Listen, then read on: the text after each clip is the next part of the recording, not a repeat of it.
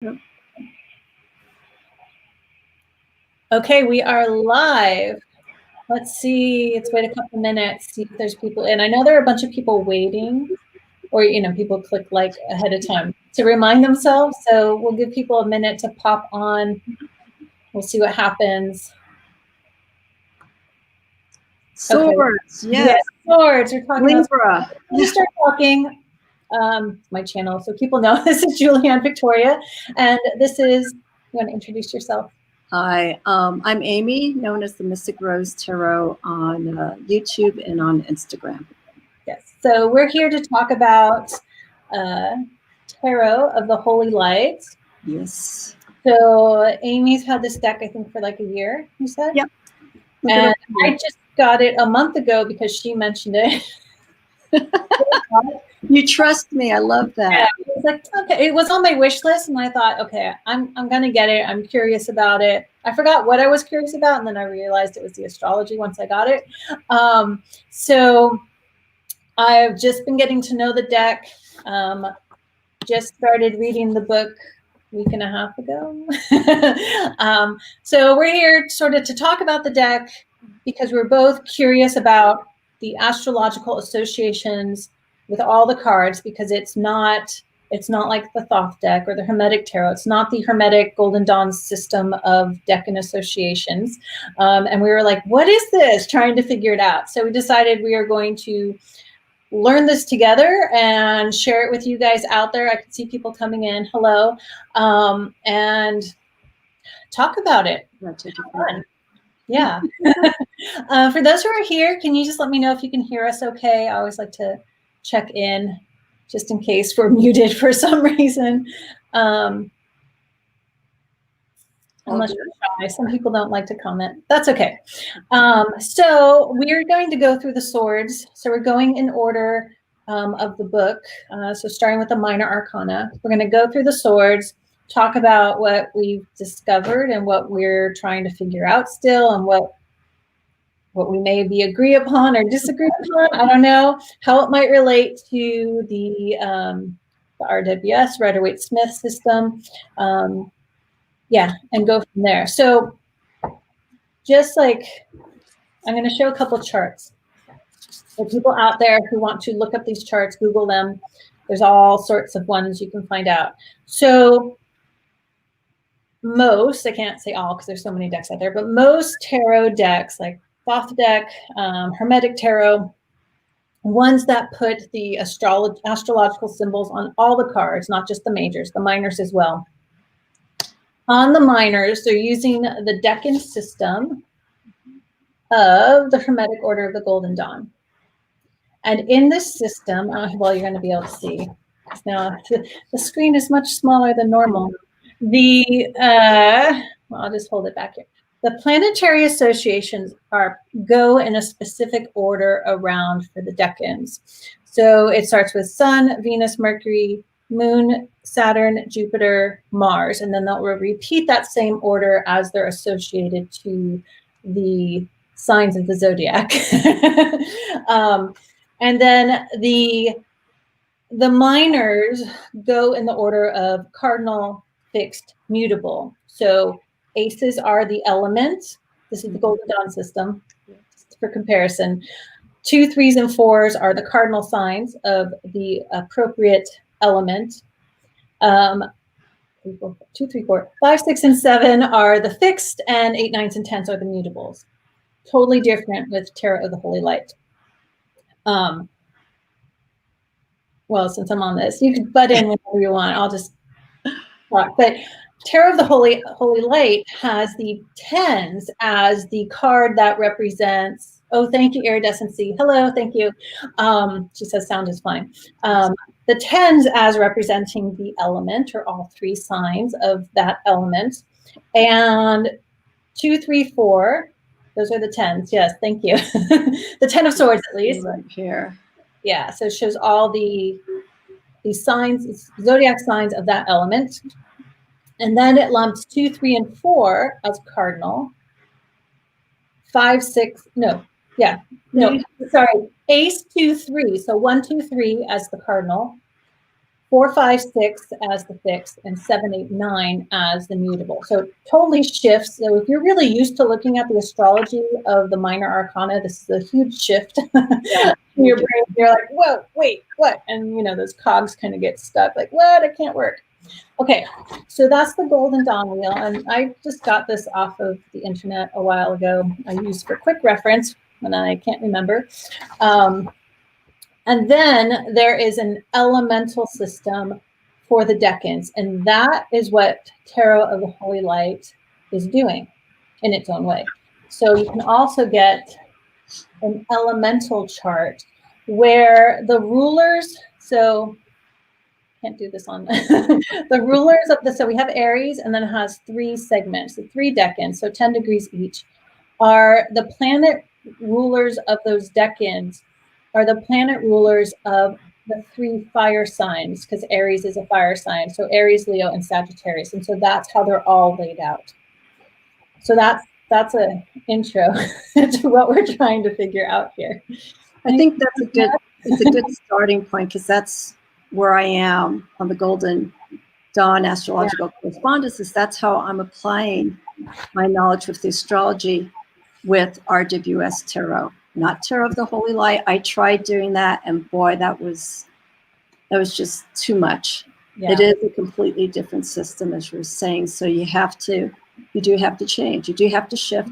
Yeah. If anyone does have this deck and they want to explore it, you're going to take time. Juliana and I were saying, I was saying to her when we were talking a few days ago, I think we need a semester of this. And she said, no, we need a year of this. It'd take a long time. Well, yeah. Especially because you work with the decans of the tarot so much, really, from compared to me. I did not use them much at all when in tarot readings, which is interesting because I'm an astrologer. But that's not how I learned tarot, using those. So I don't think about them often. It's only if it jumps out at me in a reading. But you like, at least I noticed on your Mystic Moon Mondays, you use it regularly. So it's really ingrained in your brain. Yeah. Much more than mine. I think what's good for you with this deck, just a side point. Hi from Australia. Yeah. Hi, Lila. Lila. Lila. I don't know if it's good morning or afternoon over there. I think this deck for you, the Tarot of the Holy Light, you being, would you say before I say anything, would you say you're primarily an Australia astrologer or tarot reader? What's your primary, if you had to? That's a good question. Before I finish saying good question, because I really dove into both of them at the same time. That's I can't answer that question. I can't say if one weighs more than the other, or I feel like I should say I'm. Yeah, I don't know. Well, the reason why I think this deck or this deck would be very good for you is it takes philosophy and history of astrology even before it became I know. Is this a form of Western astrology that we're seeing here in this deck? Yeah. So when it comes to those who don't know out there who are watching, I practice both Vedic and Western astrology, but I only connect tarot to Western astrology because that's what the Golden Dawn was using. So, and that's when astrology, maybe before, but mainly was applied to tarot, as far as I know. I'm not a history expert on it, but I think that's when it was mainly applied to tarot. So it was based on Western astrology systems. So that's how I view it.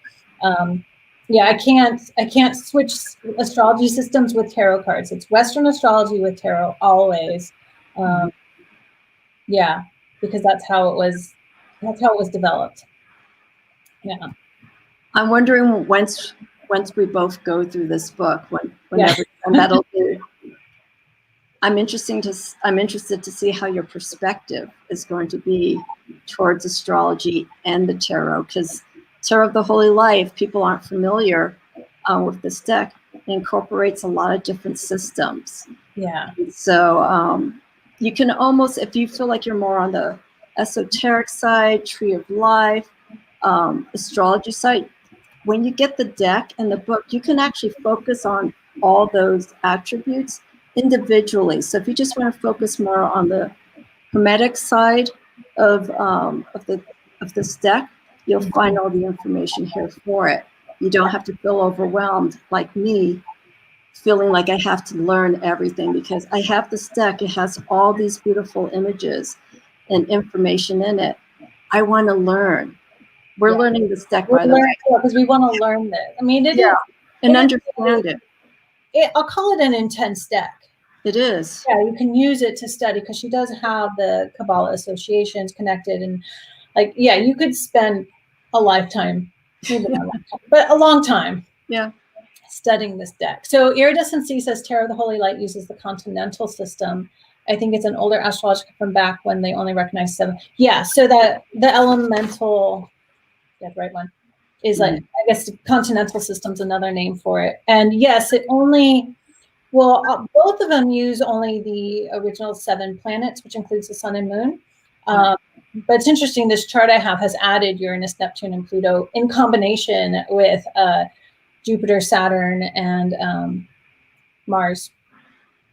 Am I saying that? Because also the timing when those planets were discovered, like for Golden Dawn, they already knew it, but for this system, they were only focusing on the 7 planets. Right. And so that's called traditional astrology, working with the 7 planets. And it's interesting because Uranus, Neptune, and Pluto are considered higher octaves, or higher octaves of other planets. I'm having all these like glyphs going on, the wheels turning. It's always hard when I'm like talking about different things.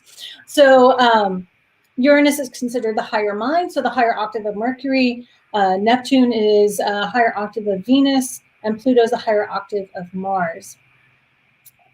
Graham's Robo, hello, says it's 12:10 midday here in Sydney. Yeah. Oh, hi, Nina. I figured we're going to get a lot of people from down under because of the time. Because of the time, midday. Your dog's getting his nails clipped. Okay.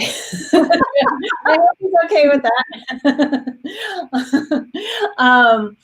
Perceptive Healing says, that's what I love about tarot. It integrates with whatever you're learning or educated in. Yeah, they become equal collaborative tools to channel the higher wisdom consciousness. Yeah. Yes. Yeah. And this is a deck that like, it takes in so much. I mean, this is the guidebook, and there's a second book that she took stuff out because it was like more deeper, more esoteric, more philosophical, and she put it in a second book, which I also got. I don't know when I'll get to it, but like it's dense. The writing is dense, so it's like I want to go back and reread the beginning before, because she really, she the creator. So you can, her bibliography is Towler is her name. Like, she's studied a lot. She has really studied a lot, and it went into the deck. Her bibliography is like 15 pages, something like that, 12 to 15 pages. She has a lot of resources. Yeah, there's a ton, and there's, Okay, so let's talk about the cards. Okay. Yes. Bump the computer here. Okay, so let's start. So, do you want me to show a card, or?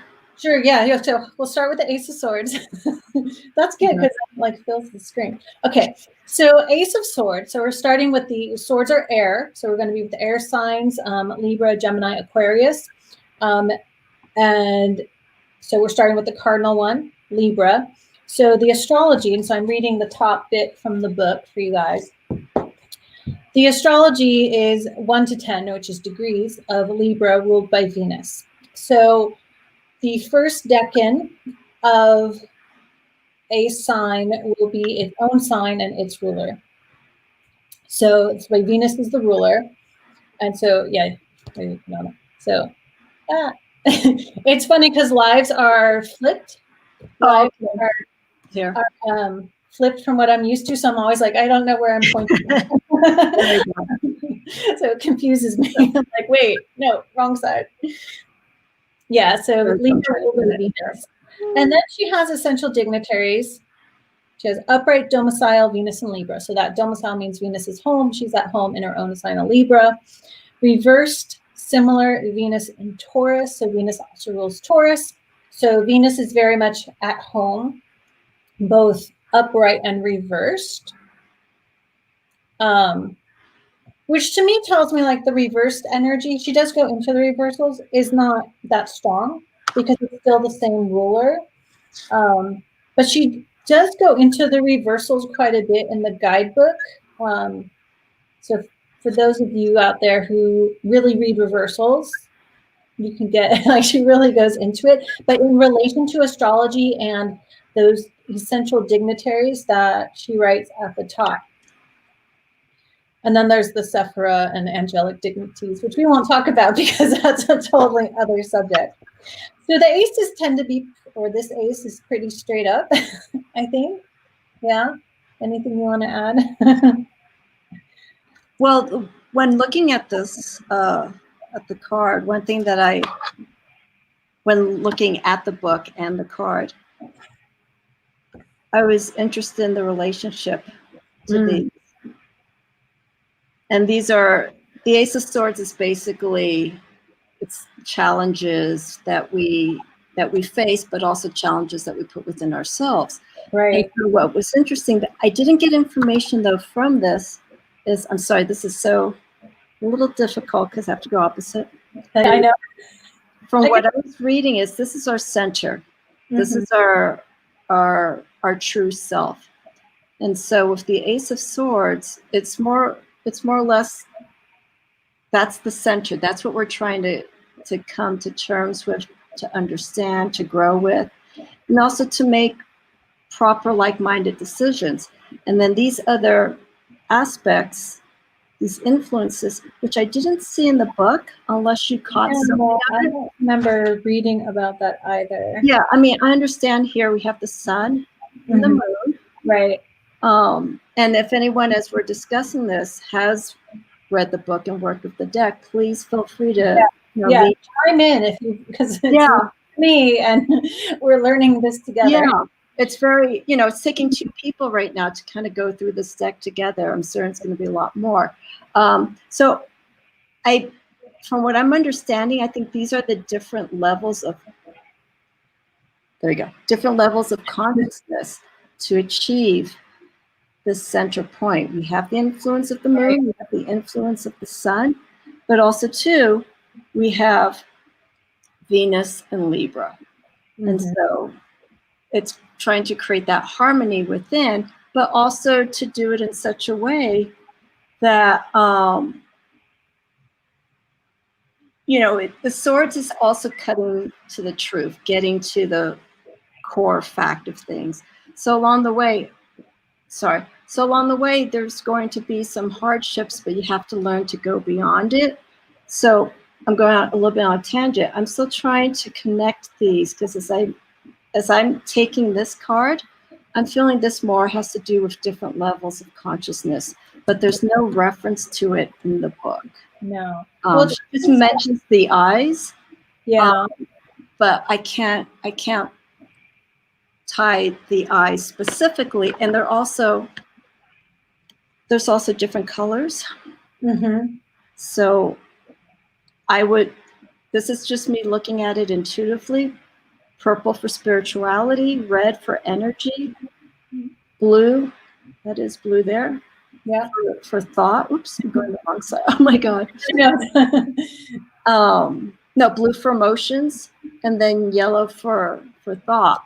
Oh, that's how I'm doing it. That's how I'm trying to figure. You know what? Okay, so I was like, a couple of things came to me while you're saying. So one, backward. Okay, so we have the sun and moon, obviously. Sure. But these could be the four suits, and they're stars, right? The light, the awarenesses that come with working with the tarot, and then this one's not a star.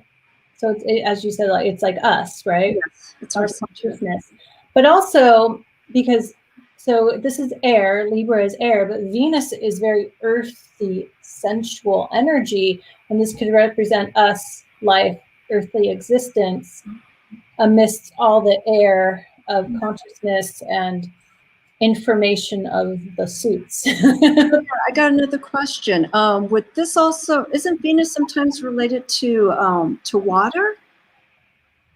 I've seen. Can be, I mean, so Neptune's the higher octave of Venus, and he rules Pisces. Right.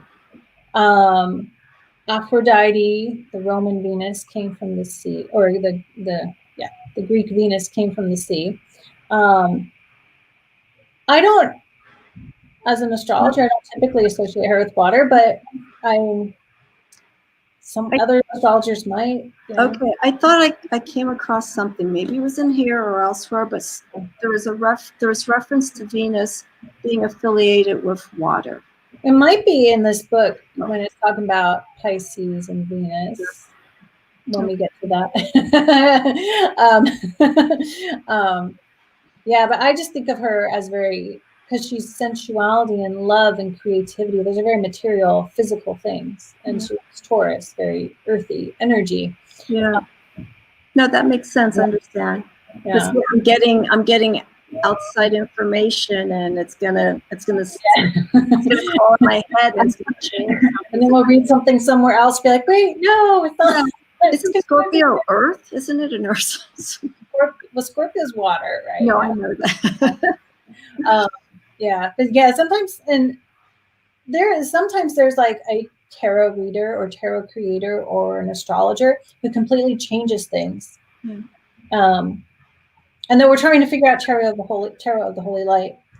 There's still a system here that we can find. So sometimes, and then it's like you think, oh, that makes sense. Maybe it is that way, or maybe I should look at it, and then like your mind starts turning. Okay, so that's Ace of Swords. Let me just look at the notes. So Nina Shuffle Tarot has this deck. She loves it. She has to drive now. I'll watch the playback. Okay, yeah, don't get in a car accident. Bye, Nina. Okay, we're long gone already. Okay, so that's our ace. So again, ace 2 and 3 will be the 3 decans of Libra. So the next air sign after Libra is Aquarius, and Aquarius is ruled by Saturn. So Saturn rules the 2nd decan. So we have backwards. I am trying to get it. So Libra ruled by Saturn. So our 2 of Swords. And it's a very balanced, it's almost like reversible, but not quite. But it has this like very strong balanced quality to it. And there's something, let's look through the book because I marked a whole bunch of things. There was something on this. So 2 of Swords, let me just read. So the essential dignitaries, which is the other astrological part. So she says upright complement Venus in Scorpio. And she talks about that because Scorpio is the next sign after Libra. That's what she explains in the book. And reverse detriment is Venus in Aries, the other sign ruled by Mars. So Mars rules Scorpio and Aries, traditional astrology. So it has a strong, and you can see in the middle, the fire, a strong fiery element to it. So I thought that was interesting because she talked a lot about Mars in the book. And I marked one thing. Venus visiting the homes of her mate Mars. In both the upright and reversed case, she has to work hard to keep her balance without becoming either steamed in Scorpio or fried in Aries. And I think that's the 2 triangles in the middle. Yeah. During the course of the experience. By calling upon her ally Saturn's qualities, she can access a long-term view of things, which is totally Saturn energy. This helps her shrug off superficial annoyances and supports her focus on the healing potential of the situation.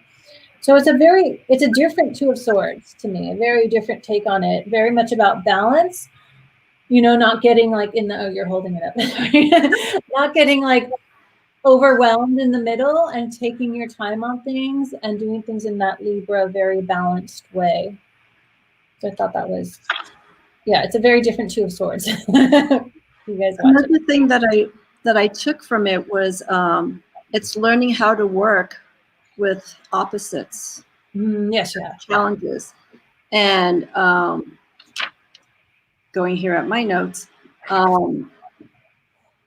it's like taking things slower with the 2 of Swords. You really don't want to rush into things. Be very careful. Again, Swords is involving choices, decisions, doing rational thinking. Again, getting down to the root of what's going on in the mind and connecting and communicating with people in that manner.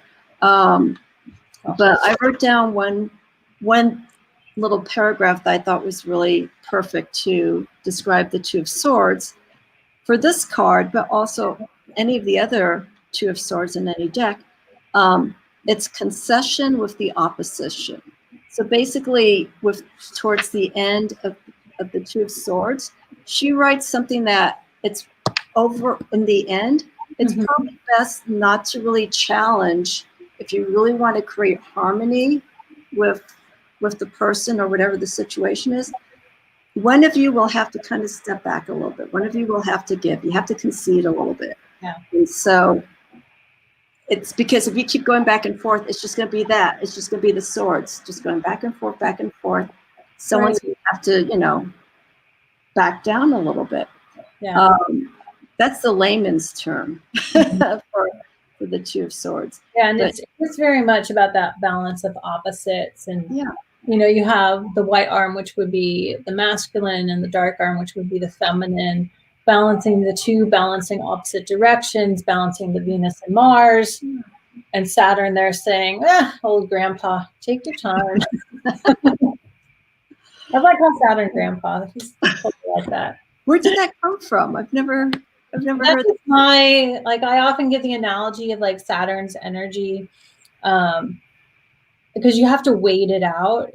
Sometimes I say it's like the grandpa telling you that story you've heard like 100,000 times and elaborating it out, and it's taking like an hour or two, and you're like stuck there and you can't get away, and you're like, I've heard this story before. Can we just go on? Can we just go? Can we just do this?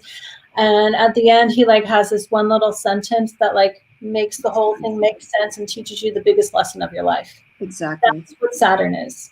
Yeah. Painful, but not really. It's just in our head. And in the end, it's like, if you stick it out, if you stay with something long term, if you commit, if you hang in there, if you build foundations and build upon them, like, you're going to get some golden nugget at the end. Yeah. Commitment. That's another. Yeah. It just came into my head, commitment for this card to make those changes. Do you want to see what Perceptive Healings wrote? She wrote in the comments. I'm like, what? In the dance, that each of the 5 main planets are linked to an element. Yeah, exactly. The Vedas say that everything emanated from one basic vibrational. Yes. Yeah. And astrology is an expression of the Vedas. So yeah, it all comes out. So they all have their elements, their metals and stuff too. Yeah. And same one, with Jupiter representing ether, Saturn, air, Mars, fire, Mercury, earth, and Venus, water. Yeah. And she actually Venus, water. Look. Oh, Venus, water. Yeah. Oh, you know what? Am I getting confused? Am I thinking? No. This is where you saw it. This is where you saw it in this page. Yes, Jala. Yeah. So astrologically, I don't associate Venus to water, but this is like the Ayurveda part of it. Yeah. Well, not quite. Sort of. Not yet. Maybe. Sort of. Because there's planetary rulers of the dosha qualities. So yeah, that's where you saw the water. And yeah, thank you, Perceptive Healings, for pointing that out. So I knew I saw it. So right, yeah, I figured it was somewhere, but I'm like, astrologically, I don't know. But yeah, because the Ayurvedic, so Venus would be part of the Kapha dosha, correct, which is in water. So yeah, We're in the Vata month right now, Libra, for air. Yeah, air. Yeah, so Vata. Yeah. Okay. Anything else on the Two of Swords? Should we move on to the 3? How are we on time? Let's keep going. Okay. Anyone has any questions? We're just going to go till we're tired, or we're like, okay, we got to go. And then we'll pick up some confusing correspondences and So hope this is entertaining and you guys are learning something. I'm learning things. Yes. Okay. So 3 of Swords. So it's the 3rd decan of Libra. And it's ruled by Mercury because Gemini is the third air sign from Libra. And it's always counted inclusively in astrology. So Libra is 1, and then Aquarius, and then Gemini, so 3. Essential dignitary, upright exaltation, Venus in Pisces. So the planet Venus is exalted in Pisces in astrology. That's a term we have where she's at her strongest, or 100% strength, it's said. In the reversed position, it's the fall of Venus in Virgo, and Venus is debilitated in Pisces, or it's debilitated in Virgo, the opposite sign of Pisces. So that's where it's like says reverse fall, but it's actually her debilitation. And we talked about this for those out there, just to make a astrological clarification. So planets have their exaltation and debilitation signs. They also have what's called their fall, which is when a planet is in a sign opposite the sign it rules. So technically, Venus in Virgo is not her fall, it's her debilitation. Just to be a little astrology nerd there. But both of them mean the planet is weak in that position. Okay. Yeah. The difference between fall and debilitation. I would say debilitation is weakest. Okay. Or you might read in astrology books, it's at 0% strength. Okay. Although I don't believe a planet is ever totally wiped out of its energy in someone's chart. There would have to be a lot of negative things on top of each other. There's always, this is a Vedic concept, but you can see it in Western too. There's always some sort of alleviation or balancing. And fall is just, I'll say the planet is tired. Literally, it's just less energetic. Yeah, it's tired. It's sluggish, we'll say. I forget what percentage of strength that would be. Probably something like 25% or something. So it'd be in the middle. It'd be somewhere in the middle, but below 50%. Yeah, okay. If you want to give a percentage. Yeah. So remember, these are isolated things. So if you're looking at your chart and you're like, Venus is in Virgo, again, don't worry. There are other things going on in your chart. Okay. Okay, so on to the Three of Swords. So, so I'm just going to read one sentence and then I'll let you go. So can I hold it and read? I don't know. Do you want me to hold it and you read? Hold it. You can focus. No problem. We'll take turns holding. Yeah. So this is a beautiful take on the Three of Swords. It's has very much that healing element to it that I see the Three of Swords often, not always in a reading, depends on the reading. But she wrote here, in the simplest of terms, the upright card takes advantage of Venus in Pisces, where emotional bonds are loosened organically and participants are free to re-envision their shared participation or even go their separate ways. I thought that was very beautiful. And I'll just read the next part. She talks about the reversed. Reversed, we have more difficulty in the transition, including failure of communication, breakdown of agreement, the acrimony along with hurt feelings, guilt, and shame. And that reversed part is what most people, I think of with the Three of Swords. Oh, do you have the RWS, Amy? Yes. So we can see, for people who aren't familiar, I'm sure everyone watching already has a vision in their head, but just in case. I'll do it side by side, if there's room. Yeah, I know, because you have to lean back. Okay, 1 second. Yeah, so most people think of the heart with the Three Swords, and like Three of Swords, even in the upright, has a very negative, like, oh, cheating, breakup, heartbreak, grief, loss, and it can be that, but I just love how, the holy light Three of Swords, like, it has that very healing energy where it's like, okay, we need to go our separate ways. This isn't working. I'm heartbroken, but I'll recover. You'll recover. And then the reverse is sort of like the nasty breakup kind of energy. But this isn't just about relationships. I mean, it's swords, right? It's. I was going to hold it. I'm so used to holding cards up. The swords is so much about the mind. But it does have this Venus, it's Libra, and even though it's, Mercury, Venus, or Libra ruled by Mercury for the decan, there's this strong Venus energy. So it does, that's where like all this relationship stuff and this connection to other people and emotional stuff comes in. And one other thing I want to read. When the Three of Swords is upright, compassion towards the self and others needs to be the major component of your response to current events. Mm-hmm. which I think is so important. How you respond to things with compassion. That's the heart element. And you don't see the heart in this image, right, with Tarot of the Holy Light. But it has the world egg surrounded by the snake of transformation and change and wisdom. And when something, let's say this is a breakup and you fall apart, something new will hatch from the egg. Yeah, this is all potential. Yes. It's nice that, like yourself, Julianne, and a few other readers, that it's time to start telling people that when you see a card that looks negative, the Death, the Tower card, anything like that, nothing to be scared of.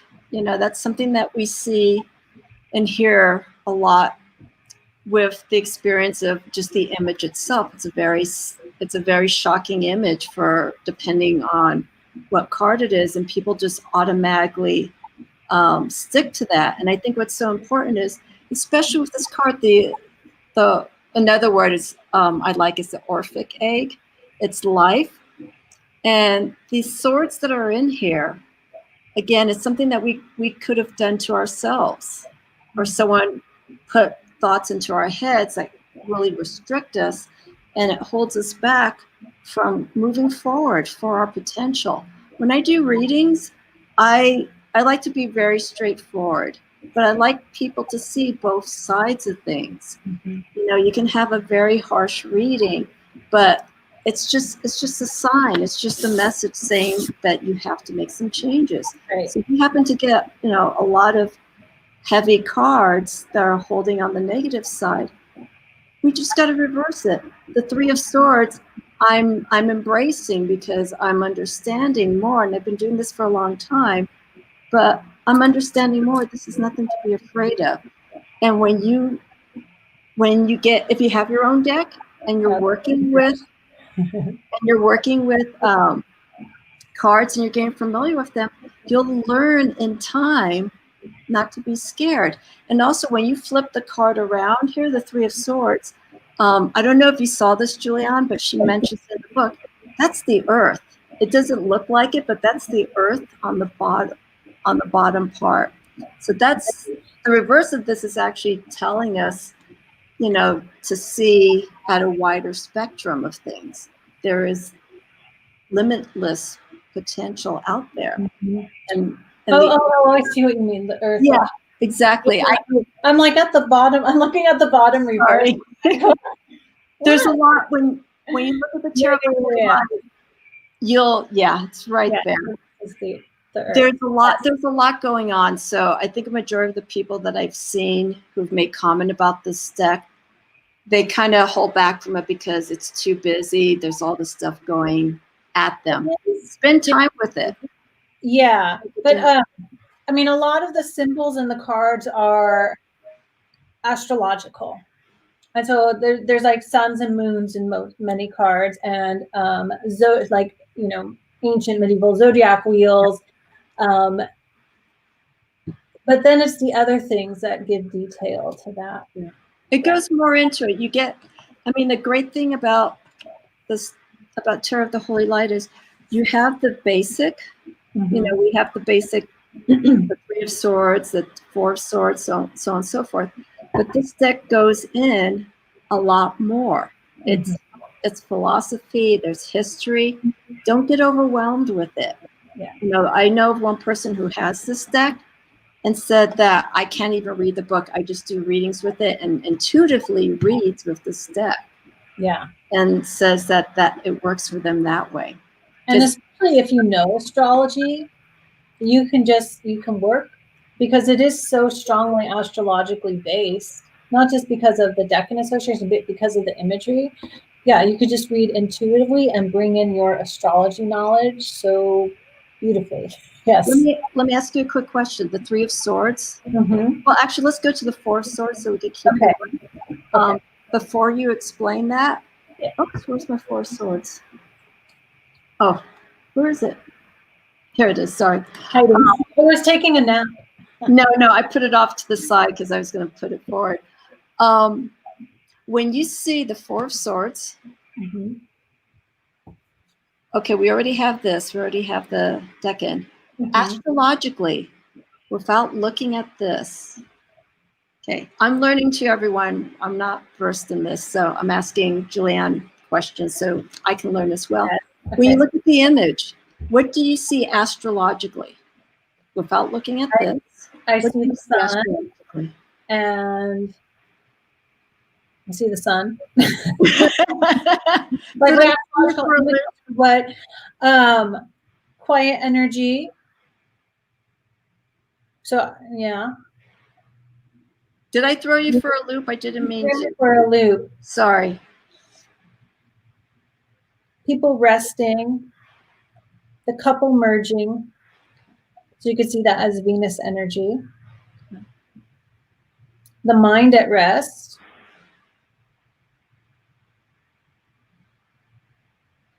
So that's Mercury energy. The split mind, the two-headed figure, which I would see as Mercury energy. Where would Aquarius come in, though? Because Aquarius is, I mean. Yeah, that's a good question. Like, what in the image do I associate with Aquarius? Yeah. So that. I'm looking at my card and your card. I'm sorry. Go ahead. I'm doing it so people can see while we're talking.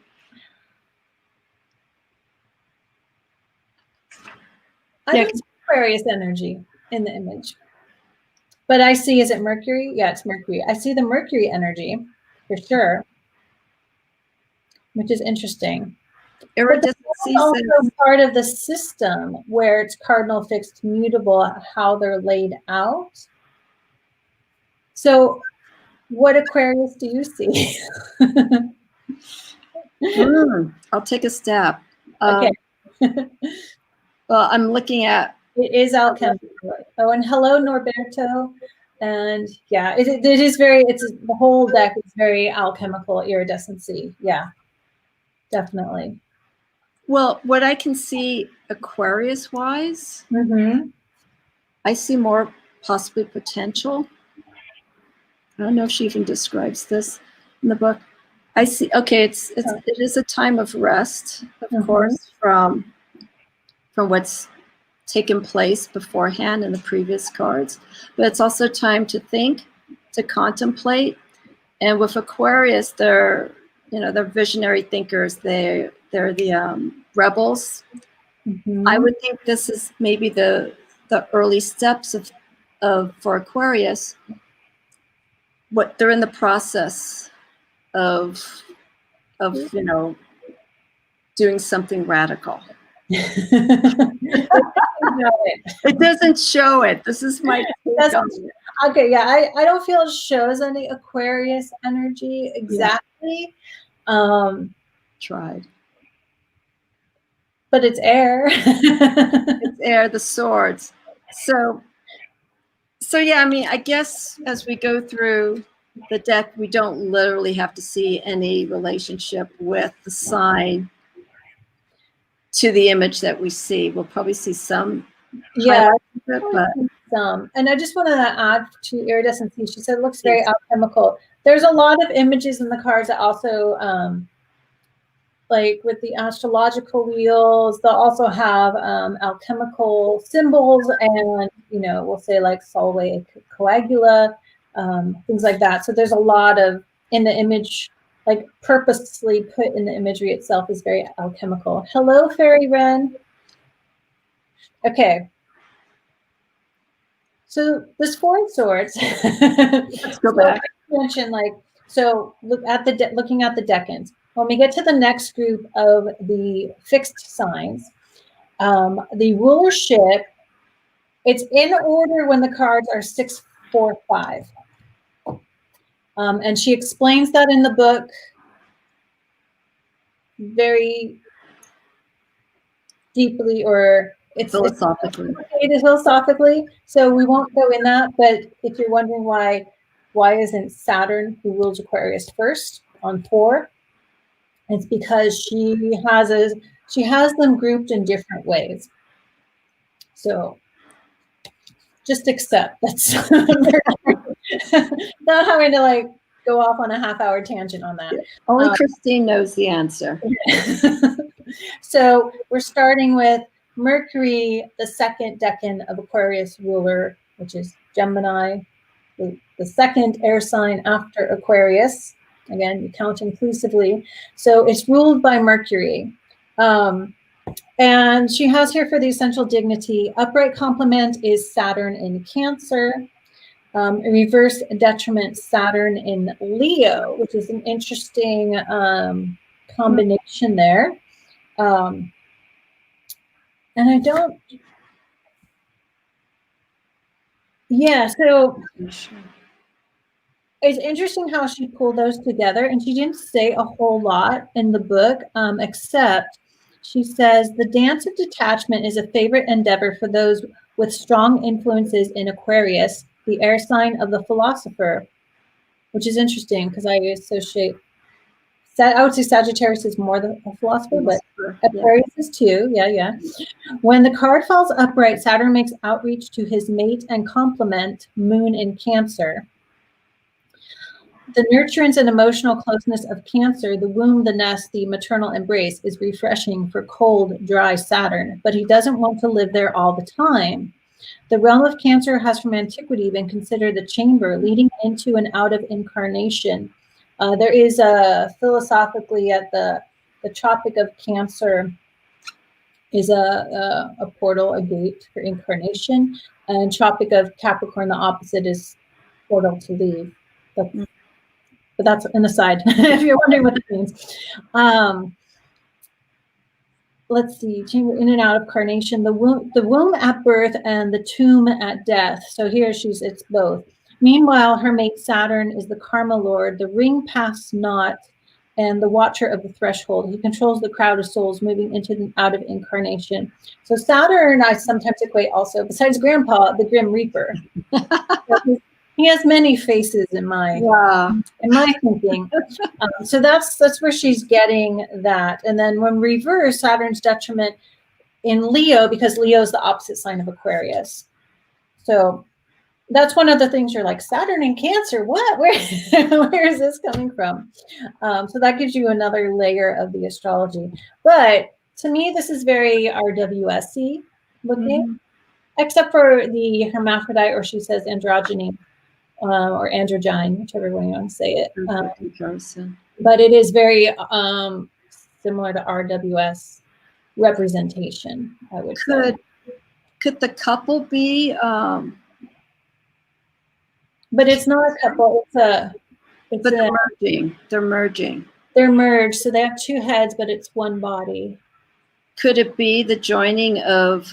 Let's see. Could it be the joining of? Yeah, she talks about merging of the masculine and feminine, and she says that somewhere. I forget, but I didn't mark it. But in the last paragraph, in the she talks about the divine mind, the divine monad. But yeah, she talks about it somewhere. I'm just not finding it, where it's the merging of the two, and they're resting. Yeah. But isn't it Saturn and Cancer? The couple, right? Could it be the merging of those two planets? Saturn and Cancer. So Saturn returning to the womb of Cancer, and because it says both, and guarding the gate of the gate of Cancer for incarnation. So that could be the merging of Saturn and, the moon, right? Which is, Cancer. Okay, got it. Yeah. Feminine energy. Okay, I just had to, I heard what you said, but it's just like, okay, so it's the merging. So it's the merging of these two planetary influences. Right. But I find it interesting that there's no moon in the card. No, there isn't. Yeah.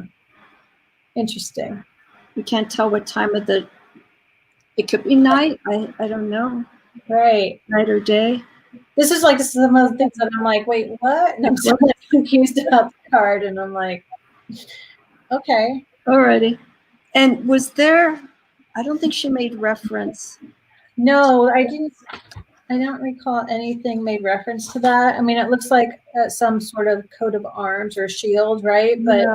I don't know exactly what it's supposed to represent. Does anyone? Yeah, that's one of the things with this deck. There's so much symbology. And when I was speaking with Julianne before doing this a few days ago, there's some symbolic images that are just, we don't know what they are, and there's no You could look at explanation. the colors of the dots, like the black Saturn, And that's important. you know, the red.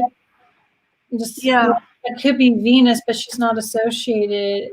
Yeah, well, that could be Leo, right? And the moon, well, maybe the moon, but probably Earth. Yeah, so I don't know. I don't know what that means. Is anyone else? Can anyone take a shot Yeah. at that and see what it is? Perceptive healing says, I feel like it's part of a shift within oneself. Oh, she's talking about the rest the mind from all air movement. Yeah, that's a beautiful way of. Whoops, I can't get it on screen. Yeah, that is nice. That. Yeah, resting the mind. And in a sense, when you rest, you return to that Cancer, the womb of yourself, to rejuvenate, revive yourself. Yeah. Yeah. That's very good. Thank you. Hi, Shakti Veda. Yeah. So, but it's hard for me because I just look at this and I'm like, oh, that's RWS. I'm like, oh, okay, whatever. There you go. Yeah. Like it's so similar. Yeah. but just a little bit more symbology. And you touch upon, I'm sorry, Juliana. Did you touch upon, I think you did, the lion and the eagle? The lion and so especially because the lion would be the Leo, where she's talking about Saturn, or someone wrong, Saturn in Leo for its detriment. The eagle is another symbol for Scorpio. Yes. So I'm wondering if this could be also eagle, or is it? No, it's an eagle. It's a blue eagle. Yeah, it is. I had to look in better light. Two of the fixed signs right there. Yeah. Wait a second. When reversed, Saturn visits Aquarius's detriment in Leo. Right. Here it could be more difficult to acquire this lesson. Oops, sorry. I'm just saying a bull hiding in the image somewhere for the 4 fixed signs, but I don't see one. No, just those two. Yeah, I'm not sure why the eagle. Yeah. To gain deeper insight and focus, because the eagles see far, and they're usually about focusing and seeing your target and like seeing what others don't see. That might be part of it. Yeah, well, look what Leo's doing with it looks like Leo's holding the sword. It does. It does look like the lion. Yeah. Sorry. I was like, is he holding the sword? Yeah, it looks. I don't think he actually is, but it looks like it. Yeah, it's just his arms raised. Yeah, just a challenge. Yeah, so I'm not sure about that. So that's like for those watching, like that's why we're learning this deck together and trying to figure things out, and hopefully you guys are entertained or have something to add to the conversation. This is all very loose. So as we're showing you the images, as you've been seeing, we're both reading from the book because it is very complex. But if you see something that neither Julianne or I have said, point it out, because we like to get people's input. Everyone's going to see these cards differently. Yeah. So different things are going to jump out to different people and at different times in your life. Also, Julianne, when you go to the 5 of Swords, I think the eagle. Yeah, there's the eagle. Yeah, there's 2 eagles fighting, right? Yeah. And then we have Ouroboros dragon or snake. Yeah, so got it. Okay, so this is Venus, who is the 3rd air sign, going in the order of 645 of the creator. Venus ruling Aquarius. The essential dignity is upright exaltation, Saturn in Libra, and Saturn is exalted in Libra, and reversed fall, Saturn in Aries, and Saturn is debilitated in Aries, not astrologically technically fall, but that's okay. As being an astrology nerd there. So it's that Saturn energy. Saturn rules Aquarius. At his strongest and weakest, his exaltation and his debilitation, with a layer of Venus sort of there to help smooth all that out or enhance it. Because Venus and Saturn is usually a good combination in astrology. It is? Yeah. Huh. As long as they're in it, well, it depends on what sign they're into. It is, yeah. They're a good, in general, a good combination in astrology. Yeah, but there we have the two eagles fighting. We have two orbs around them. And it's interesting because, like, you know, the eagles are designed in such a way where, yeah, one always looks like it's on top and winning. Oh, yeah. I didn't notice that. Like the balance that we have the Ouroboros dragon or snake down on the upright. So but that could it also be the never-ending struggle? Yeah, because they're on the Ouroboros, and that's a never-ending cycle. Yeah. Never-ending struggle of the mind. Yeah. Needs to be appeased with the Venus energy and just say, you know, go have some ice cream. Stop.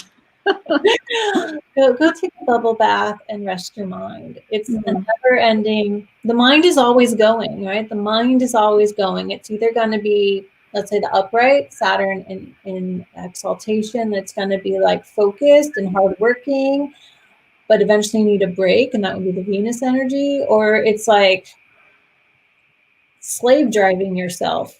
Yeah. Yeah. Interesting. Not knowing when to stop. Also, we have peaches on the bottom, and I believe lemons up on top. Yeah, lemons, peaches. And I haven't really like explored the fruit and flowers yet. She doesn't talk about it. Yeah, I've seen. I just look at stuff that just sort of seems out of the ordinary. As you've noticed, I've picked out some things like I don't quite see how that fits. Well, these are fruits. These are life sources. Lemons with vitamins, peaches, maybe towards Venus. Peach. I think peach can also be essential.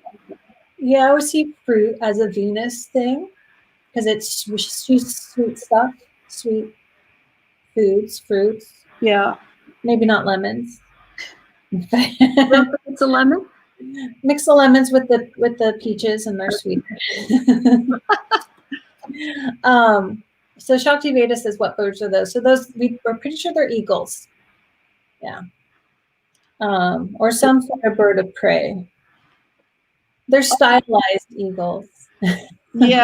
Also, their color is significant too. We got the blue and gray. So blue in the upright, right? So that would be, to me, that like blue and black are often interchanged, like a dark blue. So that would be Saturn in his strength, right? In his exaltation, and then gray and withered in his debilitation, the withered old man, or the Grim Reaper. Grandpa or the Grim Reaper, either one. Iridescency says the two-headed eagle in an alchemical symbol. So maybe this is before the eagle. Oh, maybe. Yeah, I have to look into that. Wow. Yeah. There's a two-headed on the ace. I don't know if you were here for this. Oh, yeah. We'll see. Or iridescency, the two-headed bird on the ace. This was supposed to be androgyny, from what she wrote in the book. For the bird? Yeah. Here, I'll go back. Let me go back. I just had to stop. Oh, here we go. See, here, I'll hold this. I'll hold it. Okay. We also see a dragon serpent with tail and mouth symbolizing eternity, and the two-headed eagle of androgyny. And then she says she has something in Latin here. Two-headed eagle of androgyny representing the coincidentia oppositorium of the body and its astral double. So the opposite, the opposing bodies of the body and its astral double. All these principles come alive. Oops. All these principles come alive in a single magnificent burst of self-cognition. Yeah, well, that would be the alchemical merging of the two. Of the masculine and feminine? Yeah, bringing it together. So I'll still call it the two-headed eagle because you have brought that to my attention. Thank you. And here, yeah, this is a 5. Oh, we both hold it. No, it's okay. Five. You know, 5 is a number of conflict. The 5s in tarot are like, they're like, you know, like trying to like, they're frustrating, they're confusing, they're chaotic, that's the conflict. And it's the conflict within our own minds that we need to somehow balance out with the Venus energy. And the eagles, just symbolically. Eagles are known to be just animal spirit wise. They're known to be very wise creatures, very powerful. So seeing these two eagles going at each other, yeah, maybe they will merge. I mean, we do see the dragon. That's actually the same dragon, Julianne. Yeah. Yeah, he pops up all over the place. Yeah. It's never ending. It's the it's a never ending cycle. Yeah, and Shakti Veda says 5 is a destructive force. Yeah, it can be. It's that middle. And if it you can call it the center point, the still point, like in a fulcrum, right? You got ace and 10 at one end, but if that's not holding up, if it needs oiling or whatever, like there's conflict. Yeah. I just saw something else. See, this is what I love about decks like this, where there's just so much going on. You take a look. We have 5 swords here. 3 of them are broken. Oh, yeah. I noticed that, but I didn't really notice it. I didn't notice it, period. So I would say for the 5 of swords, I'm going a little bit on the positive side, that things are starting to break apart. Things are starting to, it's destructive. It's like Pluto. Well, it's like the broken swords is the 3 of swords. And sort of like accepting and walking away from what's not working. And then we're left with 2 swords and finding that balance. Another way to look at it. You're taking the 3 swords that are broken in relation to the 3 of swords? Yeah. Okay. I see it a little differently. And then the 2 remaining can take us back to finding that balance. Just another way to look at it. Yeah, it's numbers. It's all good. Yeah. Numerically. Yes. I think numbers, I have to look at my notes. I think numbers like from 1 to 9, or probably 1 to 9. I think they're assigned planets. I think 1. Yes. Well, the planets have a number associated with them that's used when people make magic squares, and it's not like in order. Okay. But yeah, they have their own numbers. Yes. Yes, they have their own numbers. We're getting so much information. It's I'm just like, oh, that's another tangent. I know. I just have to throw it out. That's true, they do. And there's all magical mathematical things you can do with them. Look what Shakti Veda said. Yeah, the light coming from the back is able to make the swords disappear. Oh, yeah. Yeah, I guess, right? It's only on the upper level, not the lower, like the conscious realm. That's true. Interesting. That's, yeah. And I don't know how well you can see it, but there's a triangle. Where you got it so close. I see it. There's a triangle. Yes. And there's a brilliant triangle. This is what I love about decks like this. Yeah, it's full of there's alchemical symbols thrown in, not just the elemental ones, but yeah. Hidden messages in the term. Yeah, we could sit and do a live for the entire week, and we'll do a marathon breaks and keep going. All right, so let's move on. 8 o'clock. Okay. 6 of Swords. So the 6th in the Creator's system is for the first decan of Aquarius. So that's ruled by Saturn, who rules Aquarius.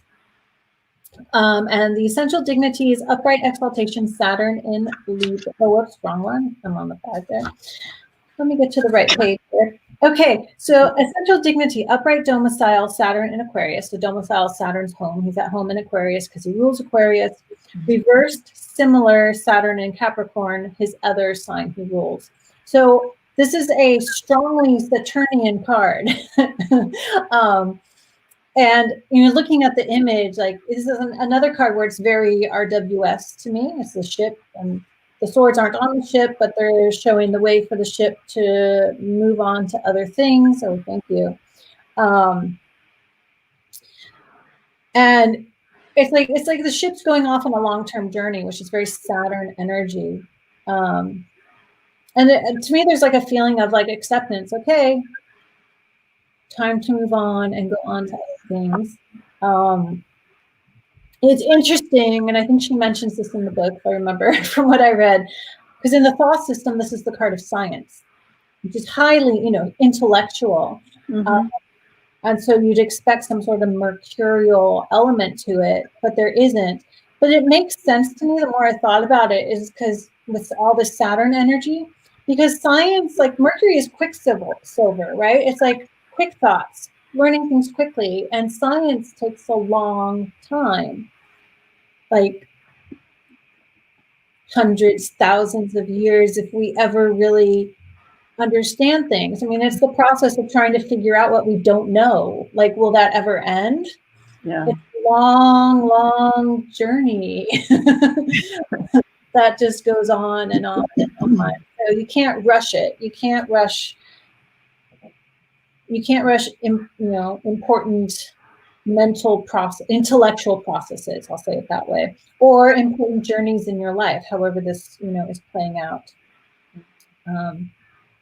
But it's also interesting that it's still the ship on the water, yet there's no watery element, except that Aquarius is the pitcher or the water bearer, to the astrological connections. So, but I like this this is what's it called? Slow living?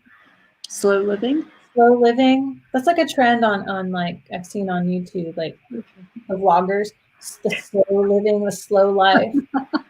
And I'm that's what I've always done. It's trendy. Okay. So yeah, this is the slow living, that Saturn energy. It's slow, it's grounded, it's going with the flow and doing what you need to do, doing things the old-fashioned way, but it takes longer. But it's about the journey, not the end goal. There's no end goal here. There's nothing over the horizon. It's just water. Yeah. It's about the journey. So whether it's intellectual or something in your life. Yeah. Going into the unknown. Beta says it looks almost like the path is defined by the swords laying out. Yeah, the swords laying out, and then beyond the ship, it's just water. Yeah. There's no going back. You don't want to go back. Want to move forward. She also says that this card's known as the Navigator. I remember reading that. Oh, yeah. Which makes sense because we are our own navigators. No one else is going to make choices for us. Mm-hmm. So this I can also see maybe, yeah, we are exploring the unknown. I almost want to say Sagittarius, but not really. I'll hold it up if you want to. It's, let's see here. I'm going to read here. Other references that Christine makes about this card is related titles common to this card are the path, out of danger, she puts in parentheses, and the way through.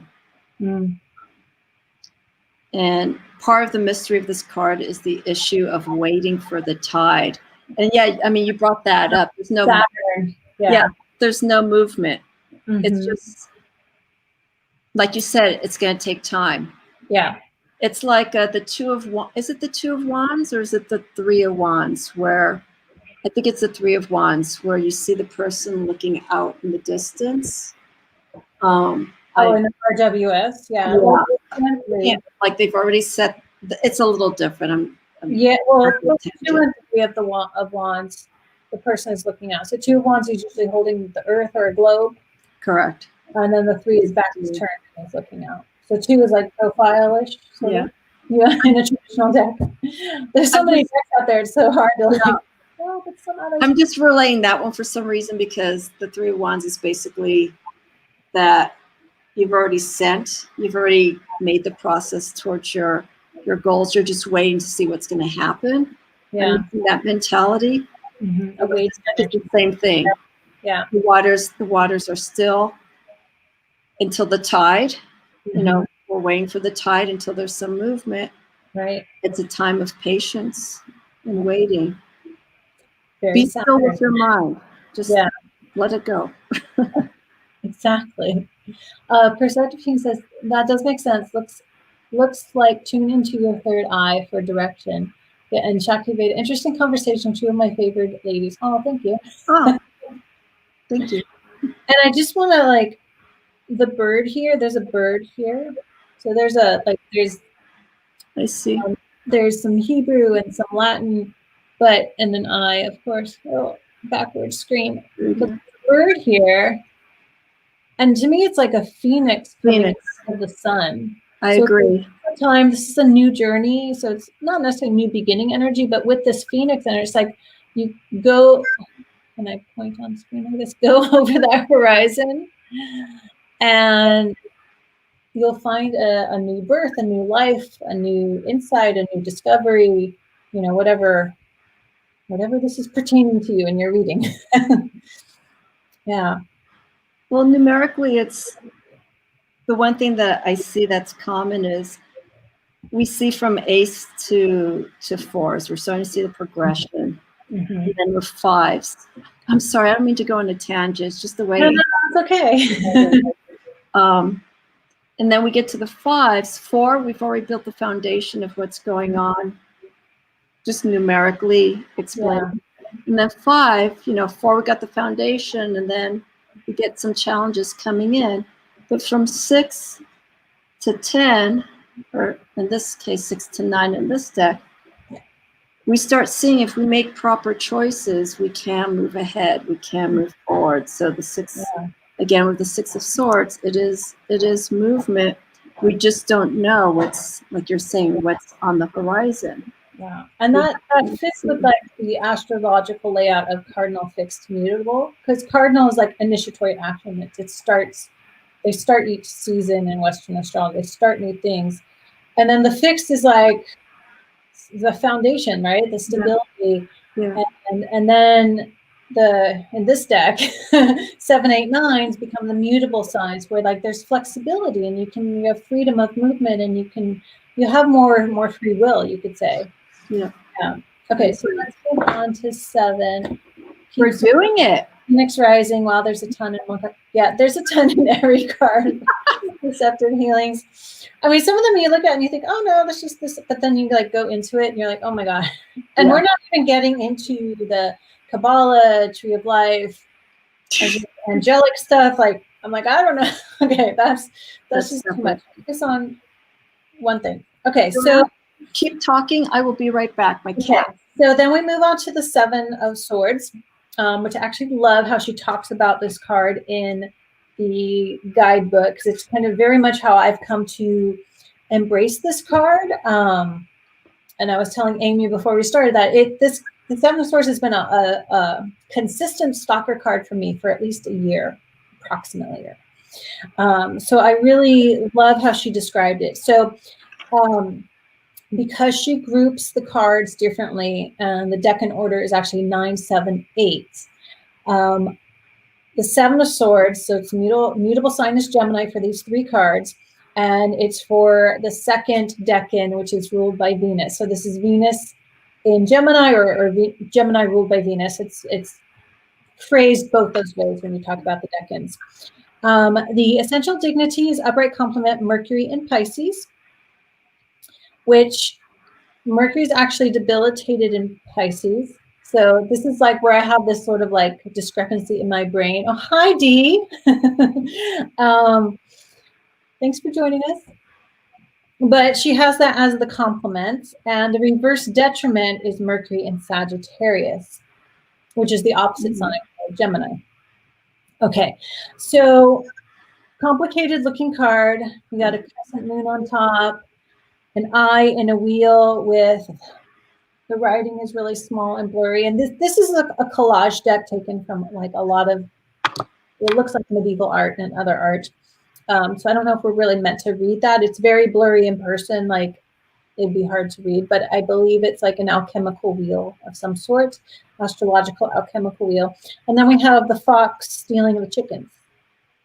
So you think sly fox, you know, and animal symbolism, foxes are thought as sly and the trickster, and cunning, but cunning has a very positive side too, like very wise. You can figure things out and you can strategize and things like that. So I just, let's see, what did I want to, I wanted to read one section. If called to account, Fox will testify in full sincerity that his motive for the heist was a true and deathless love of chickens. Testify sincerely from the Venus-ruled segment of Gemini. The audacity of the Gemini mind is breathtaking. It can rationalize any act that will narrow the distance between itself and the desire. So that's sort of like the, as she puts here, clever dog side of it all.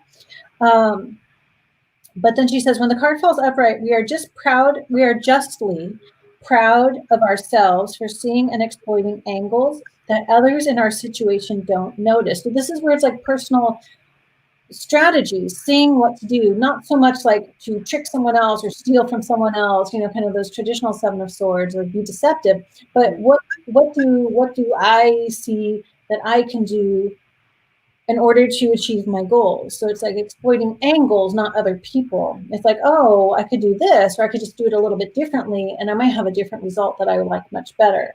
So it's like strategy. We search for openings that will shortcut the cost, time, or labor required to supply out needs. And when we succeed, our culture tells us that we are winners.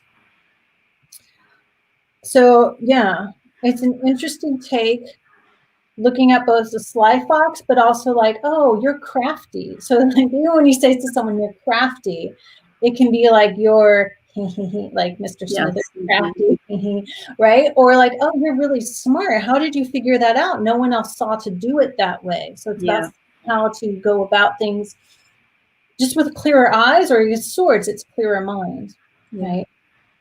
So it's definitely using your smarts. Yeah, that's a good way to put it.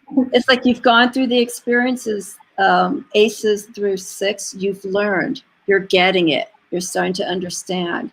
And so it's just a matter of using your mind, but using it in a very smart way, in a very productive way, you know, to get, as you were saying, to get through to things and to get things done, and to break things down. That's the other thing I like about with the swords, is it's a breaking down of what you're seeing, and just really taking what you see. I'm not explaining this very well. I'm sorry.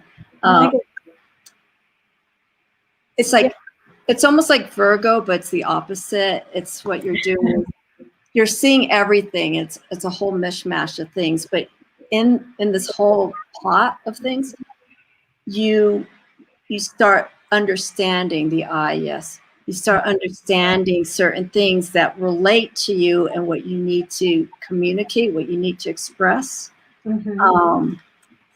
I think I'm going to stop there because I can't. I don't feel I'm expressing. No, that makes sense. But it's like, we're the I, and these are all the options. Like, see this as like a carnival wheel, or like these are all the options. And are we looking at all of that, or are we only seeing like what's right in front of us? Exactly. And then I'm also noticing the layout of the swords. Like, half are upright, half are down. And there's one in the middle by the eye. It's like, can you cut through the crap? Can you see what is true? What's the best thing to do? And what's maybe like someone's pulling your leg or something? Can you cut through that to the illusion, your best course of action? Yeah. So I'm going to get the notes right here. That is our 7 of Swords. So you filled this card. You said it came up for you a few times this year.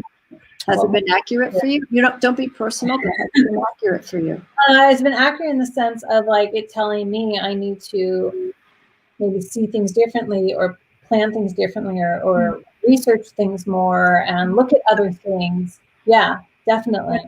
It just took a while to get past the, there's some lying or deception going on. Because in real life there was some of that, but I was aware of it.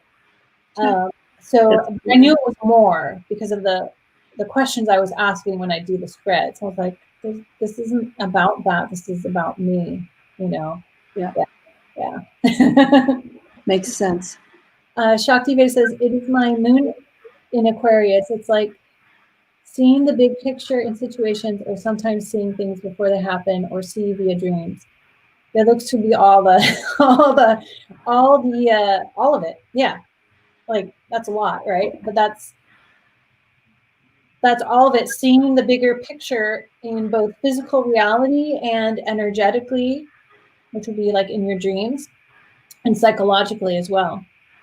Also the moon. Yeah, the moon there. Yeah, the moon arching over the top. I mean, we say that maybe the emotions are trying to take or a role in this.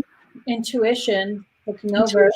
Yeah. Don't forget, intuition arches above all the rest. Yeah, of course. If you've learned to trust it, right? That's the trick. Your heart. If you've learned to trust it, which is a hard thing to do. Okay, let's move on to 8. How about we go through the 9? Okay. 9. And because the 10s are they're like aces in other decks, if you're coming on and you weren't here at the beginning, where they just represent the element of that sign. So how about we just go through 9 and we'll save the 10 in quartz for a special day. Okay. Sounds good. Did you want to do 8 next, or just go to 9? Oh, we'll do 8 next. Yeah, okay. Yeah. Sorry. 8 and 9. Sorry, that's what I meant. Okay, so 8 of Swords.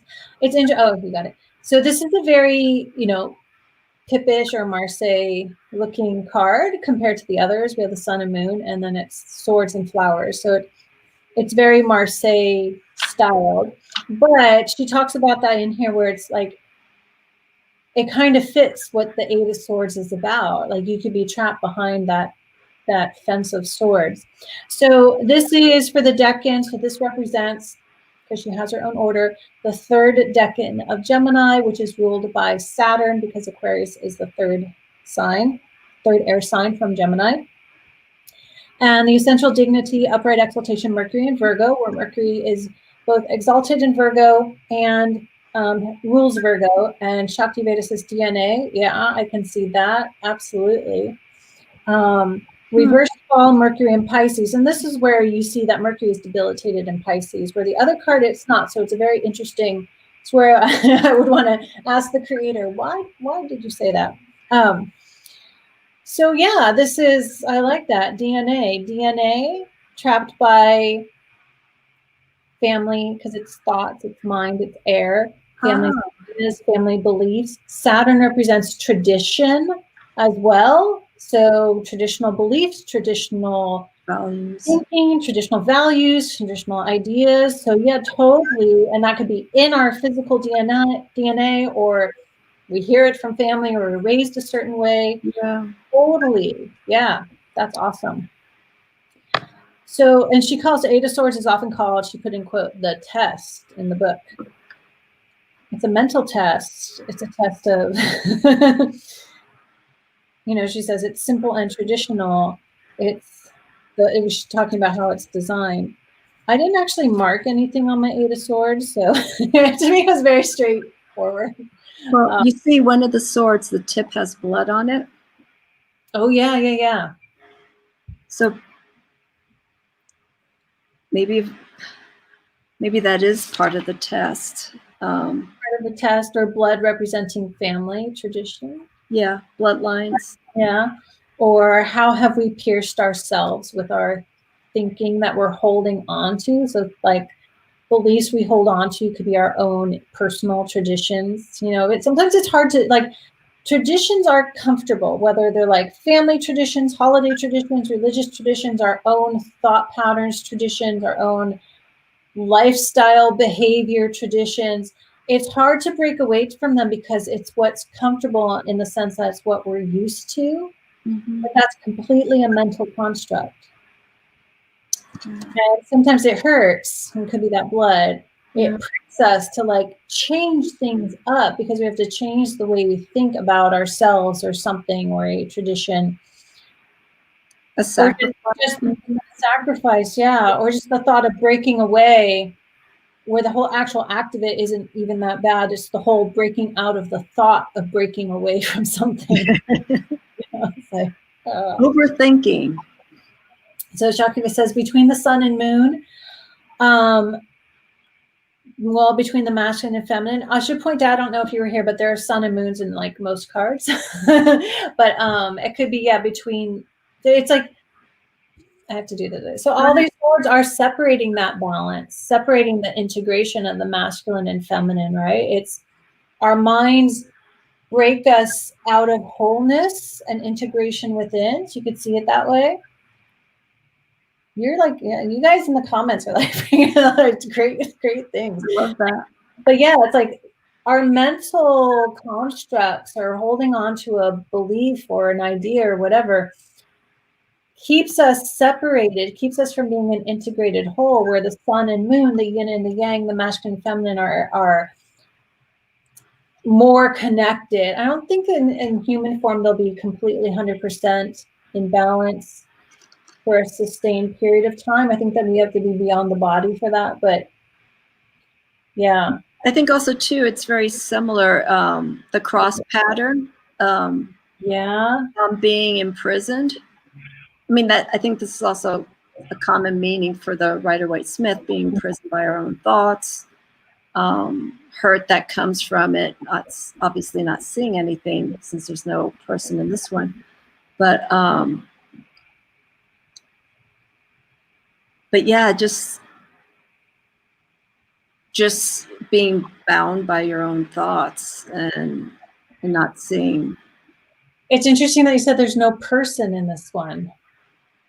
Yeah. Because when we're so bound and up in our thoughts, we lose our person. We lose our identity, who we are. Interesting. Yeah. Cool. It seems so simple, and then it's like, oh. Yeah. Okay, so let's move on to the 9, because I'm getting tired. Almost there. 2 more cards. Okay. 9 of Swords. Okay, so this is, even though it's 9, it represents the first decan of Gemini. So it's Mercury ruling Gemini, and Mercury ruling the first decan of Gemini. So it's double Mercury rulership, you could say. And the essential dignities are upright domicile Mercury in Gemini, meaning Mercury's at home in Gemini, so he rules Gemini. So this is like very Gemini, very Mercury.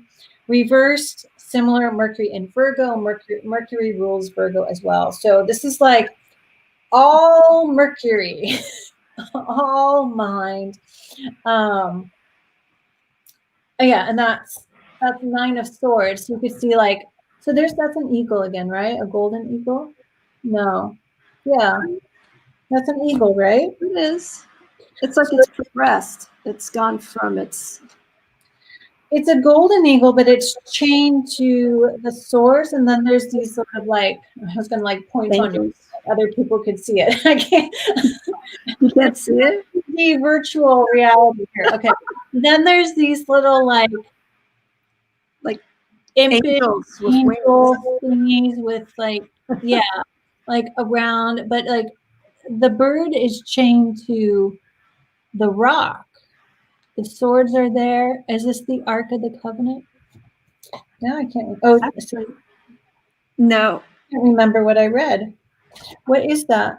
Well, it's a waning moon. No, but the box on top of it. Oh, Does she yeah, looks like it. I don't remember. Maybe I just don't remember. My Mercury overwhelmed me, and I don't. Talks about Joan of Arc. I don't think she mentions what that is. I did mark this part. We must face the paradox that the captive is being treated exactly the way she or he would treat prisoners if the tables were turned. Can you repeat that again, please? So it says, nevertheless, we must face the paradox that the captive is being treated exactly the way she or he would treat prisoners if the tables were turned. Ah, eye for an eye. This prisoner is no more righteous or merciful than her captors, which is interesting.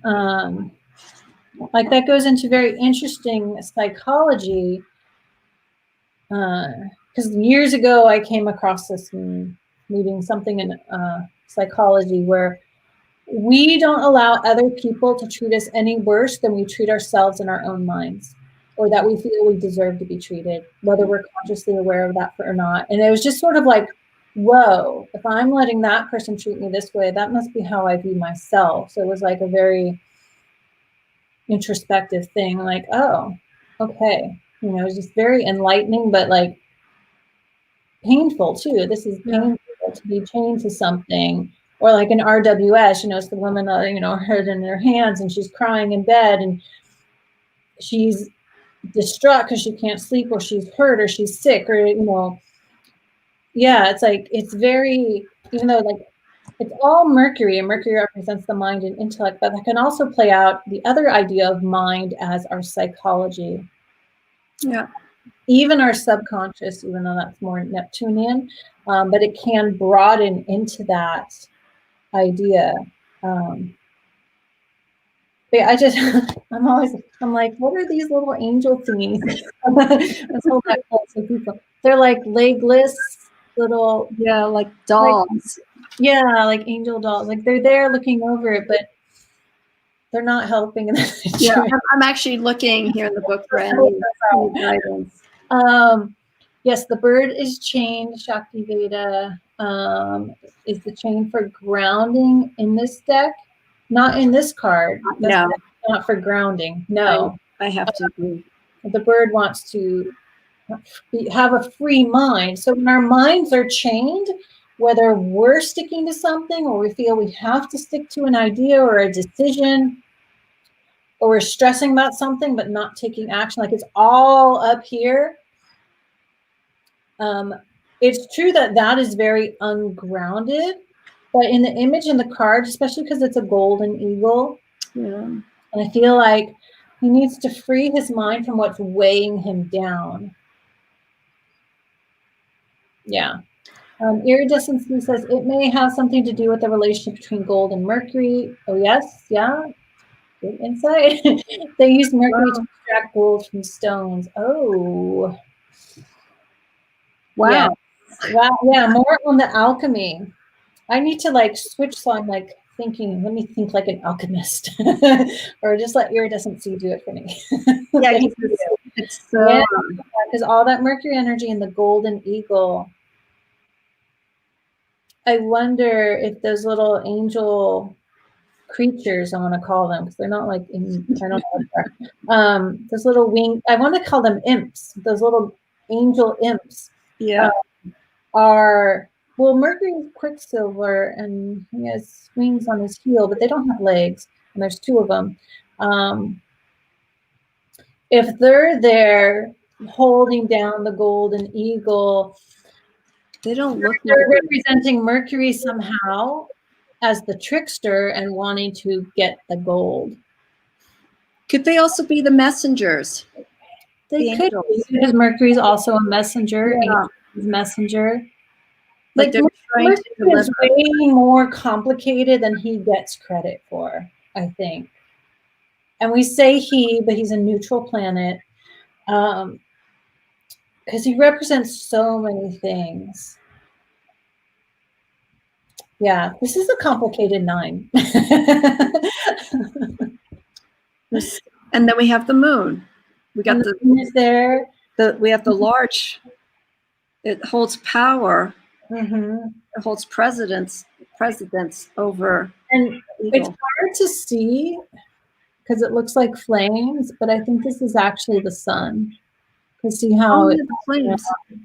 Originally I thought it was just fire, but then there's like Hebrew written around. So the sun is there as well. But the sun. Yeah, I don't think we're meant to really read the old writing for the most part, but some things you can, because like that's not, you can figure out what that says because there's a sword in the way. But the sun and moon is there, and the big arching moon overhead. Almost like, don't forget me, don't forget your emotions and intuition. Yeah. And the eagle's trying to soar. I'm almost wanting to say this, the 9 of Swords, there's, even though swords again involves the mind, I think, and we also have the mountain background. Mm-hmm. This is the lower level. I'm starting to go upper level, lower level. Yeah. There's a lot of activity that's going on here in the lower level. We have the swords that are just stuck in the ground. I know. They're barely in the picture, right? What's that? They're barely in the picture. Yeah, there's something going on here. We have the flowers they're all healthy, they're blooming, but there's something going on here, and this is, to me, there's some subconscious stuff that needs to be dealt with. Oh yeah. I can't. This is, yeah, I agree with you. This is that makes sense why the swords are like low, they're barely in the picture. Yeah, it's like things we're not aware of. Yeah. But it's like, if you pull this card, it's like, you got to do some, you have to get the things moving. You got to do something like, okay, like deep work and figure this stuff out. Yeah. It's like the gold is there. So you can say the gold is the freedom, the gold is a better life, getting out of this stress or whatever it is. Mm-hmm. But you gotta dig deep, you gotta go down. Eternal Aikido says Aquila the eagle wood or agar wood makes a super resin in response to fungal infection. Interesting. I think that's spam. Oh, you do? I think it's interesting though. I'll leave it there. It's not offensive. Okay. It's just an eagle thought. Since Shakti Veda says there's a similar moon on the ground, the sun is there too. Yeah, the moon and I think I don't know when we wrote that, but yeah, the moon and the sun. Yeah. Yeah, so very interesting. There's like a conflict of power going on in this card. Yeah, a lot. Yeah. I don't know, those little imp creatures. Those will be like chatter in the mind, right? Chatter in the mind. And one has a red shirt. Yeah. The other one doesn't. That's making me think of, the little devil and angel on your shoulders. Yeah. Oops. I have to get the cat. I'll be right back. Okay. The Jesus bit about sowing seeds in craggy rock or fertile soil seems indicated. Interesting. That could very well be a part of it. Yeah, I was waiting for Amy to come back. And that's why the flowers are blossoming. Oh, I hold it up. The flowers are blooming. So Eternal Aikido said, the Jesus bit about sowing seeds in craggy rock or fertile soil seems indicated, which could be because the craggy rocks and the flowers, the fertile flowers growing. You could maybe see that as like what is fertile and growing or has potential for growth in the deep recesses of our minds, or I often think like all the creases in our brain, like what's hiding in those creases. When we get past all the mental chatter, basically. The inner recesses of what's going on. The flower probably has meaning. Yeah, she doesn't go into the flowers in the guidebook that I've seen yet. But there are similar flowers throughout. But the colors are probably have significance. I need some water. We're almost done, Julian. It's been a long day. It was one of those very trying days with a 3-year-old today. But swim class went okay. Just one of those days. I was like, oh, can't wait for the evening. I can just sit down and talk to someone. Talk to an adult. Let's see if you get the 7 of Swords again. Okay. Oh, did I get it? No, I was going to say afterwards if you do a card pull. Yeah. Okay, so that is Ace through 9. I think that's a good place to stop because that goes through the decans. Yeah. Do you want to do the 10 of Swords? Or we can do the 10. Just to wrap it up. So the 10s in this deck, unlike other decks, just represents the 3 air signs and the elements of air.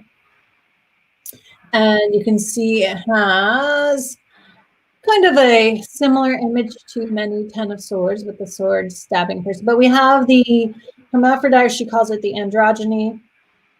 Some people say androgyne or androgune figure there. On a funeral pyre, wait, backwards, which finger? Other finger. I can never get used to this on the line. On the funeral pyre there.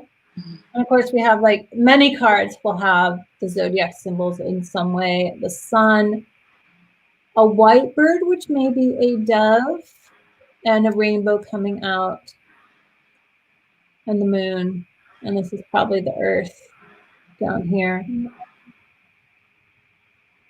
Yeah.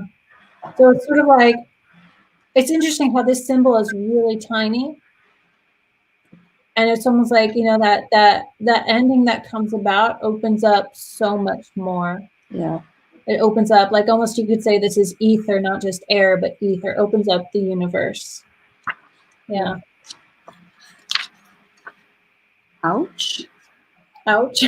So, just said ouch. Hi, Monica. Ouch. Yeah. It's almost like it's framed like a picture, like, oh, that was my old way of thinking or my old mentality. And as soon as I've done away with it, the world has opened up in a way I could not have imagined. Yeah. Which I like that because I do see the 10 of Swords as like the individual has to consciously bring an end to something and can feel, it can ache inside at first, but like, you know, instead of just a dawn on the horizon, like in RWS, you have like the whole universe presented to you, or the galaxy, the Milky Way, at least. It represents all of the signs. Yeah. It represents everyone, the 10 of Swords. Yeah. You know.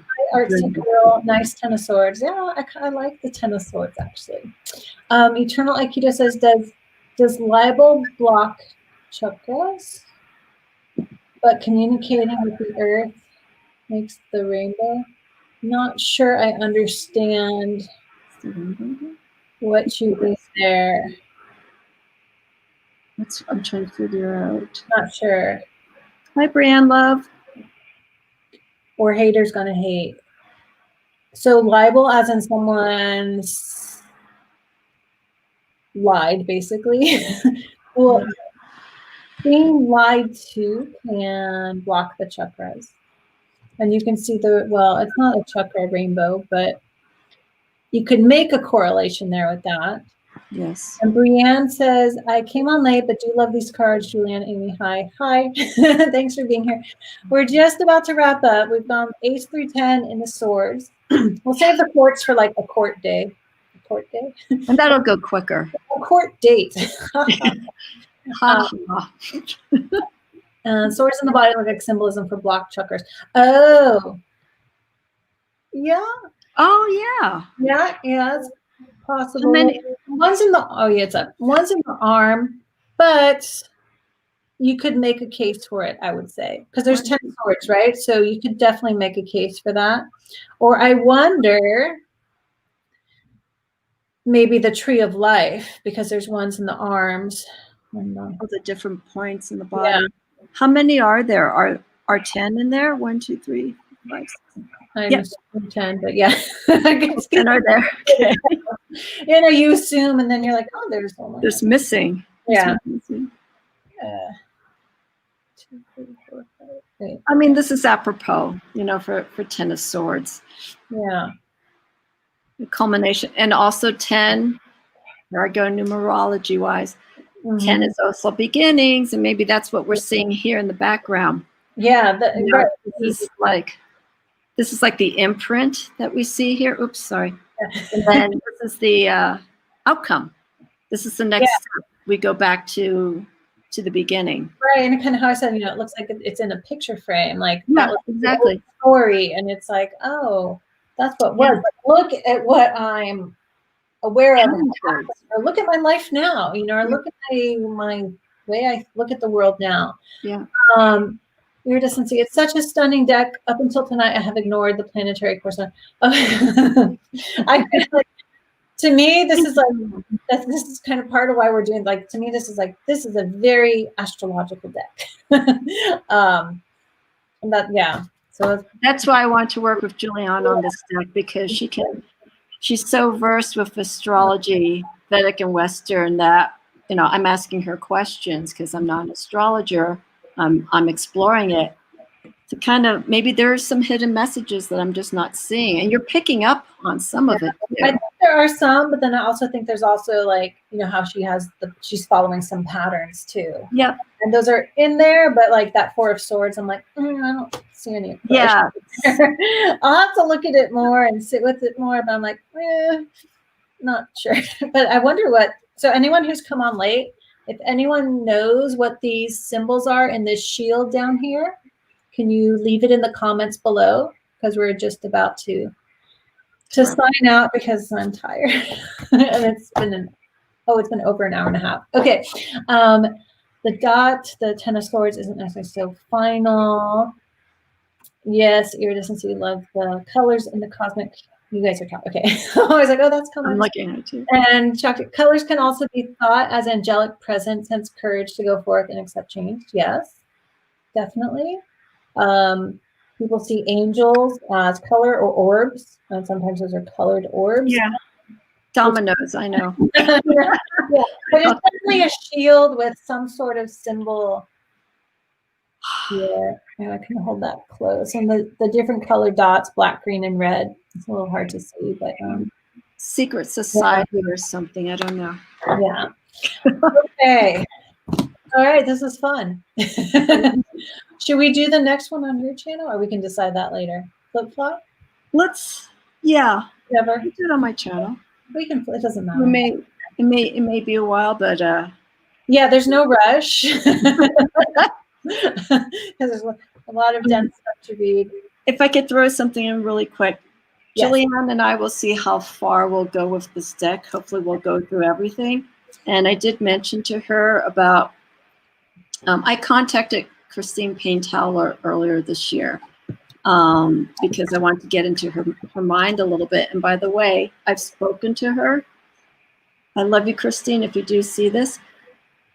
The way she thinks and she speaks is exactly what you see in this book. She's very knowledgeable. And I don't know if you caught in, Julianne, she's a Libra. She made reference to her astrological sign. For example, she's a Libra.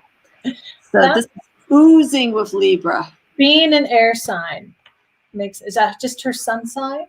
I would guess she's got some Gemini, Virgo in her chart. Yeah, there's a preciseness in everything here, and the way she writes in her book. But what I was going to say is, I feel comfortable once Julianne and I have gotten into this deck quite a bit.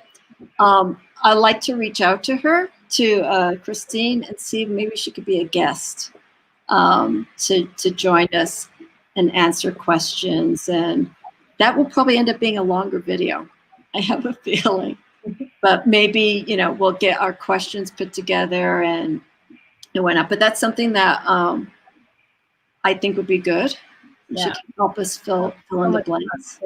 And I will contact her too, Julianne, to let her know that we're working on this deck, and I think she'll greatly appreciate that. And that will probably give her more of an incentive, to come and join us. But no pressure. She doesn't. If you're watching, no pressure. This is down the line. Yes. Okay, final comments. Brianne says, oh yes, lovely Libra, the balance of all and the heavy thoughts. And eternal shield emblems make me think of by hook or by crook, yin yangs, what gets around. Also, the Medici heraldry, which was 6 coins. Can't think further than that. Thank you. Things to look into. Yes. Okay. Dr. Ray says that would be cool and nice. Cool. That would be nice. Thank you. Okay. Well, we'll see what happens. And yeah. So thank you. Do you want to do the courts? Is that the next? Well, let's just do all the pips first, and we'll say maybe court cards for a separate. Just all the court cards for a separate one. The court cards separate. Yeah. Okay. Or we can change it later. It doesn't. We don't have to decide now. Okay. No. Just so I know where we are. Yeah. Well, yeah. Let's do wands next. So ace through 9. Perfect. And then when we talk about it, we'll let you know. Okay. All right, everyone. I'm going to end the broadcast. Thank you guys for being here. A lot of people. Thank you. I could see. And yeah, join us next time. Bye. Thank you, Julianne.